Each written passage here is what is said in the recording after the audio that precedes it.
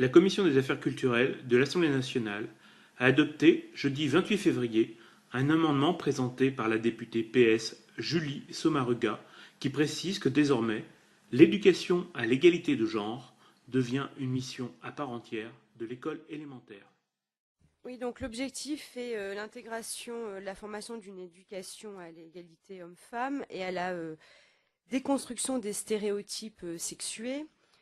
L'idée est de substituer à des catégories comme par exemple sexe ou différences sexuelles qui renvoient là pour le coup à la biologie le concept de genre qui lui au contraire montre que les différences entre les hommes et les femmes ne sont pas fondées sur la nature mais sont historiquement construites et socialement reproduites. Voilà pour résumer rapidement.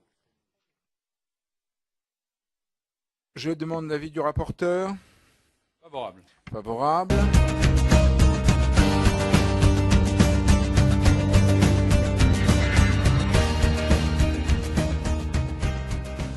Je pense qu'en fait, les choses se mettent en place à cause d'un mécanisme très simple, qui d'ailleurs est déjà décrit dans le livre de la sagesse, un livre de la Bible, au chapitre 2. Ce livre de la sagesse est très clair, et il procède, dans ce chapitre 2, à manifester ce mécanisme à travers 3 étapes d'ordre intellectuel. Je veux dire par là qu'il y a une démarche intellectuelle dans l'homme qui aboutit logiquement à ce genre de choses. Voilà ce que dit le livre de la sagesse. Il commence par dire « Certains hommes disent qu'il n'y a pas de Dieu, qu'il n'y a pas de vie après la mort. Courte est notre vie. Personne n'est revenu de l'au-delà pour manifester s'il y avait quelque chose. » Donc on voit, la première phase du raisonnement touche à ce qu'on appelle une métaphysique. Ça veut dire un sens ultime à la vie. On répond aux 3 questions. D'où est-ce que je viens? Qui suis-je? Où vais-je? Par le matérialisme. Et on peut dire que c'est ce qui s'est passé en France, plus que partout ailleurs dans le monde, et éventuellement même au Québec, qui est, je dirais, un peuple d'origine française. Et donc il y a des connivences, vraiment, des effets de mentalité très proches. La chose se passe beaucoup moins fortement dans les peuples anglo-saxons. Comment ça se passe? Ça ne se passe pas par un athéisme militant, du tout. Ça se passe simplement par un athéisme qui semble acquis, qui est montré partout dans les émissions télévisuelles.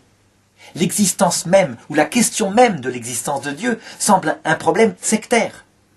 La vie est nettement apparue toute seule, par hasard. Il n'y a même plus de questions qui se posent là-dessus.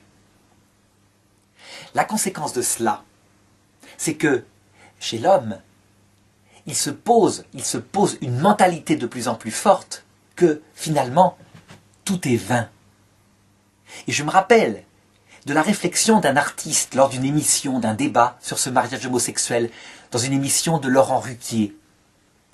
Cet artiste qui voyait des gens qui essayaient de se battre pour des raisons de bon sens, pour que les enfants, tout de même, qui s'y sont adoptés, aient un père et une mère, c'est-à-dire qu'on fasse au mieux pour eux. Eh bien, elle répondait « Vos histoires m'énervent. De toute façon, dans 50 ans, on sera mort. Qu'on fiche la paix aux gens et qu'ils fassent bien comme ils veulent. Si des homosexuels veulent adopter, qu'ils adoptent. Chacun trouve son bonheur. » Elle avait résumé, de manière presque prophétique, ce qui est en jeu. Et c'est ce que décrit le livre de la sagesse. Dans la 2e partie du texte, il dit ceci. « Cueillons les fleurs de la vie avant qu'elles ne se fanent. Profitons du jour présent avant qu'il ne passe. Ne nous interdisons aucun plaisir, parce que de toute façon, nous allons au tombeau. » C'est le fameux Carpe Diem qu'on voit très très nettement établi dans un film qui s'appelle Le Cercle des poètes disparus et qui est décrit dans la Bible. C'est logique. S'il n'y a rien après la mort, si de toute façon tout se termine par le néant, pourquoi s'imposer des lois, des contraintes d'ordre biologique alors que notre esprit est capable de le dépasser en vue de la seule chose qui compte? C'est de profiter de la vie tant qu'on est jeune. Et puis viendront les moments où on ne pourra plus profiter de la vie, et à ce moment-là, on éteint la vie, puisqu'elle ne vaut plus le coup d'être vécue dans le plaisir, la seule chose qui compte sur cette terre. Eh bien, je dirais que c'est ce qui est en train de se passer dans ces pays occidentaux. Puisque l'humanisme athée est acquis, en conséquence, toutes les règles de respect de la nature humaine, toutes ces règles-là, elles sautent une par une. Je me rappelle que le père Marie-Dominique Philippe, qui était un professeur de philosophie extraordinaire, celui dont j'ai reçu les cours, ne croyait pas en ce mécanisme. Il disait, le bon sens philosophique, le réalisme philosophique suffit, ou plutôt permettra de rejoindre les gens qui actuellement sont athées pour leur montrer qu'on ne peut pas faire n'importe quoi. Et donc, il développait, un peu comme Aristote, une recherche philosophique qui manifestait ce que c'est que la nature humaine. Par exemple, le besoin des enfants envers un père et une mère. Et moi, à l'époque, quand j'étais jeune, je pensais qu'il avait raison. C'était vraiment une manière de rejoindre les choses. Que jamais, en tout cas, on ne toucherait au droit inaliénable des enfants d'avoir un père et une mère, chose tellement évidente. Eh bien, je me rends compte qu'en fait, ça ne tient pas. Même ce barrage-là ne tient pas. Pour la raison que j'ai indiquée. S'il n'y a pas de vie après la mort, tout ça est vain, ça n'a pas d'importance. La troisième partie du texte, dans le livre de la sagesse, toujours au chapitre 2, un texte magnifique que tout le monde pourra trouver dans sa Bible, eh bien, elle indique une conséquence qui est assez étonnante. Le texte dit ceci, « Persécutons les justes, parce que leur mode de vie nous est un reproche vivant. » Eh bien, c'est ce qu'on voit apparaître aussi. Par exemple, en France, en Espagne, lorsque le mariage homosexuel a été voté, on a vu des millions de gens descendre dans la rue. Des gens qui, effectivement, fondamentalement, sont souvent des croyants.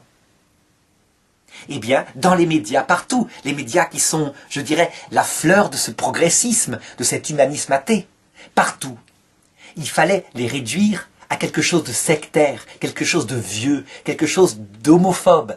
Il fallait surtout pas montrer que c'était des gens qui étaient positifs, qui pensaient au bien, au respect de la personne humaine, en particulier des plus petits. Tout simplement parce que, en réduisant l'autre à une lutte, je dirais, sectaire, presque fasciste, on dévalorisait son combat. Donc on voit à quel point il n'est pas la peine de penser à une théorie du complot pour comprendre ce qui est en train de se passer. Souvent, dans certains milieux religieux, on voit très fort cela chez les musulmans, mais aussi chez les chrétiens. On accuse un groupe particulier, les francs-maçons. Le Grand Orient de France, c'est vrai, c'est un humanisme qui est devenu concrètement athée. Il s'en défend. Il dit que simplement, il ne veut pas discuter de l'existence de Dieu dans ses réunions, et qu'il ne veut pas que dans l'État, on discute même de l'existence de Dieu. C'est vrai, c'est a priori ce qu'il veut, mais concrètement, en ne discutant jamais de la possibilité qu'il y ait une nature humaine voulue par un créateur, eh bien, il est en tête pour fonder cet humanisme athée avec toutes les conséquences. L'une des premières conséquences, Mère Teresa le montrait, c'est l'avortement. C'est elle qui, on peut dire, a mis le ver dans le fruit. Parce qu'à partir du moment où un enfant n'a son existence que parce qu'il est désiré par sa maman, le papa n'ayant aucun rôle à jouer, en conséquence, on n'en fait plus une personne, mais une valeur relative à un désir particulier. Et le reste suit. Donc, par exemple, lorsque une maman met au monde un enfant qui est handicapé et qu'elle le tue parce qu'elle ne veut pas qu'il souffre, la condamnation est bénigne. Lorsque, actuellement, dans des pays comme la Belgique, on réfléchit à la possibilité d'euthanasier des enfants qu'on a découverts handicapés après leur naissance, parce qu'ils ne peuvent pas demander eux-mêmes l'euthanasie, c'est une conséquence. La vie, elle se réduit à quoi? À la possibilité d'en profiter selon des normes de santé, de beauté, de jeunesse particulière. C'est dans la ligne. Donc, l'acte fondateur, c'est une métaphysique humaniste athée. Et le geste fondateur, c'est l'autorisation de l'avortement selon les désirs de chacun.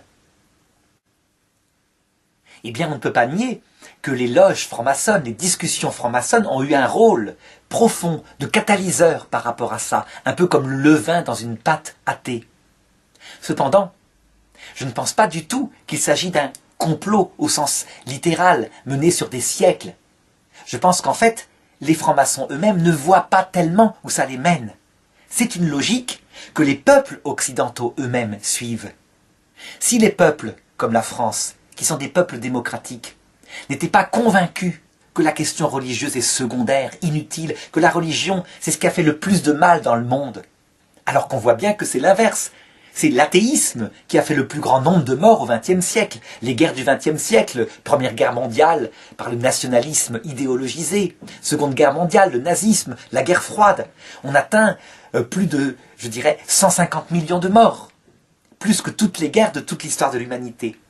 Eh bien, si les gens n'étaient pas convaincus de ça, puisque c'est une démocratie, ces choses-là ne passeraient pas. Donc je pense qu'il vaut mieux accuser une mentalité de jouissance, hédoniste, humaniste et athée, qu'un véritable complot.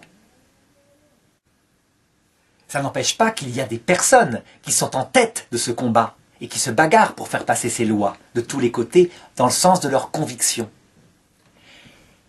Pourquoi est-ce que j'insiste qu'il vaut mieux regarder ce mécanisme philosophique que plutôt d'imaginer une théorie du complot et d'accuser un petit groupe humain? Parce que la théorie du complot, elle détruit l'âme de celui qui la pense. C'est une théorie finalement du bouc émissaire. Elle consiste à accuser de tous les maux un petit groupe humain qu'après on peut librement détruire. Saint Paul, pour éviter cette corruption que crée dans l'âme une théorie du complot, dit dans son épître aux Éphésiens, chapitre 6, verset 12, « Souvenez-vous que vous n'avez pas à lutter contre des êtres de chair, ça veut dire des êtres humains qui vivent sur terre. C'est contre des puissances, des principautés, des dominations de ce monde de ténèbres que nous nous battons. Ça veut dire que s'il y a un complot quelque part pour un croyant, qu'il soit chrétien ou musulman, ce sont les anges révoltés. Les anges révoltés, eux, ils ont cette capacité à dépasser les générations humaines et à prévoir les choses sur plusieurs générations. Ils font partie de la foi de toutes les religions dans le monde. Et eux, ils peuvent effectivement comploter. Mais il faut absolument comprendre que ce qui est à la base de tout cela, c'est l'athéisme qui se développe. Dans des peuples désaxés, des peuples comblés de biens matériels, et qui s'en prennent à Dieu comme s'il était coupable de tous les maux, de toutes les angoisses. Je dirais que le retournement, il peut venir, en fait, de quelque chose, d'un critère que le monde actuel ne prévoit pas. Je dirais qu'il sous-estime. Ce critère, c'est le besoin de l'âme humaine d'une réponse qui dépasse le quotidien terrestre. Ce besoin, il est inscrit dans l'âme humaine depuis toujours. L'homme ne veut pas rejoindre le néant.